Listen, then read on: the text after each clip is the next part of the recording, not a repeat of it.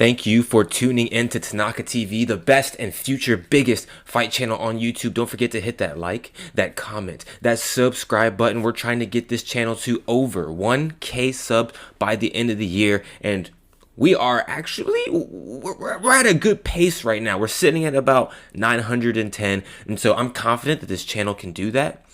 But this channel cannot do that without your support. So thank you for those who support this channel. And thank you for those who will support this channel in the future. I truly appreciate it. Now, there are a bunch of fights, people, that are going on in June. But today we're going to talk about one of them. We're going to talk about Sean Strickland versus Paulo Costa.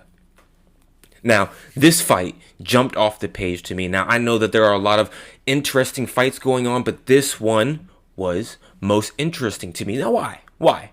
Because at first, I really didn't know who I had winning this.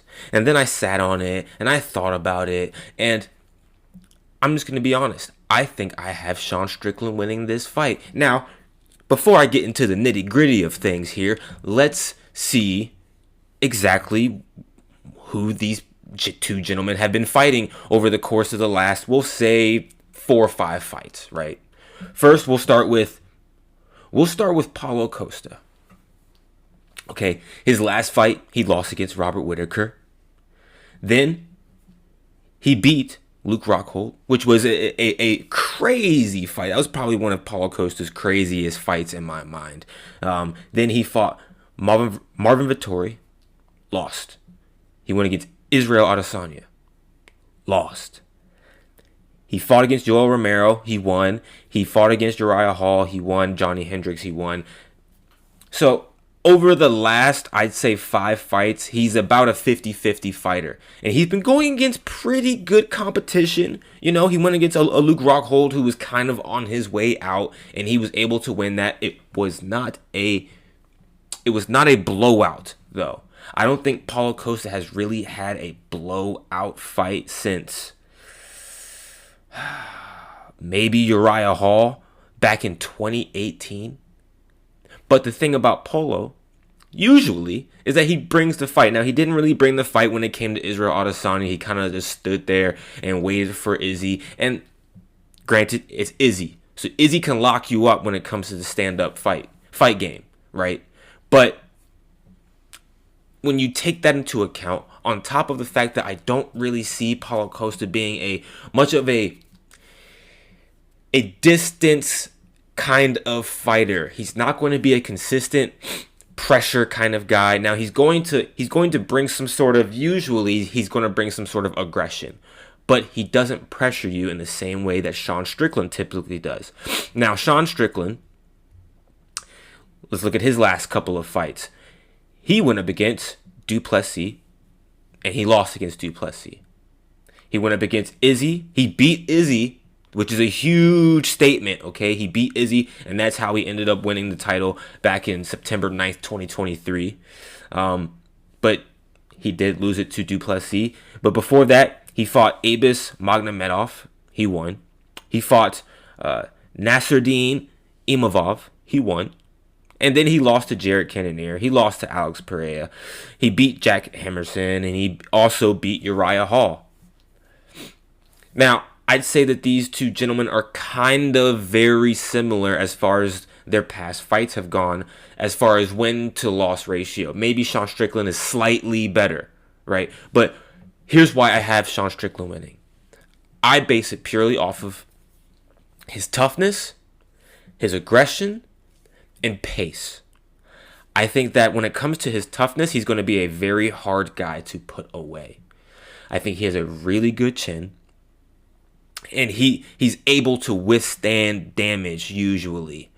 Now, of course he wasn't able to against Alex Pereira, but who can withstand damage against Alex Pereira, really? I mean, nobody has proven to, really. And so when I look at these two, I think that Sean Strickland can also put on a better pace. He's a much better pace fighter in my mind. He has a really good jab that I think that is going to cause Costa some problems, especially because I don't think Costa typically moves his head off the center line very well. And I think Sean Strickland is going to be able to use that to his advantage. Also, on top of the fact that I think Sean Strickland is a better grappler. And so you mix those things in, and I think that Sean Strickland is also a better combination fighter. He's able to couple his punches and his kicks together pretty well, especially when you compare it to Paulo Costa. Now, Paulo Costa, he's a power kind of guy. He will pot shot you. He's looking to knock you out. But we really haven't seen much of a knockout from Paulo Costa in a very long time.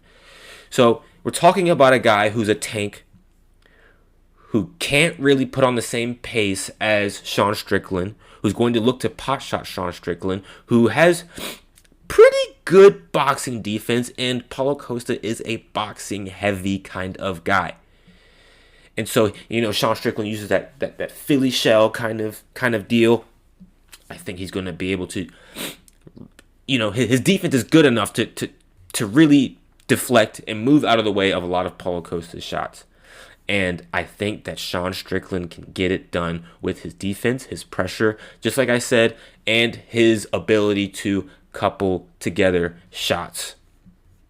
Now, what is Paulo Costa's way of winning this fight? I think it's him clearly just trying to knock out Sean Strickland. That's the only way I can see him winning this fight, because he's not going to win by points. I don't think that his grappling is good enough to even get a really much of a takedown. Like his grappling isn't terrible, but I don't think it's good enough to go against Sean Strickland and have it be an advantage against him. So his only way of winning, in my mind, is through knockout. Sean Strickland, I can see him winning by ground and pound. I can see him winning by, TKO. I don't see him really flatlining Paulo Costa, but I can see him winning by TKO or points. So the majority of the ability to win will go to Sean Strickland in my mind, and therefore I would put my money on Sean Strickland. Comment down below, people, what you think about this breakdown. Who do you have winning this matchup in June? And that's all I have for you. Thank you for tuning in to Tanaka TV. Don't forget to hit that subscribe button, people. I'm really trying to get to that 1,000, and I'm trying to put out the best possible content that I can. I'm trying to bring that energy. I'm getting more rest now, and I am putting myself on the line for you guys to create the best content and to grow this channel the way that I see that it should grow. And so I'll catch you guys on the next one.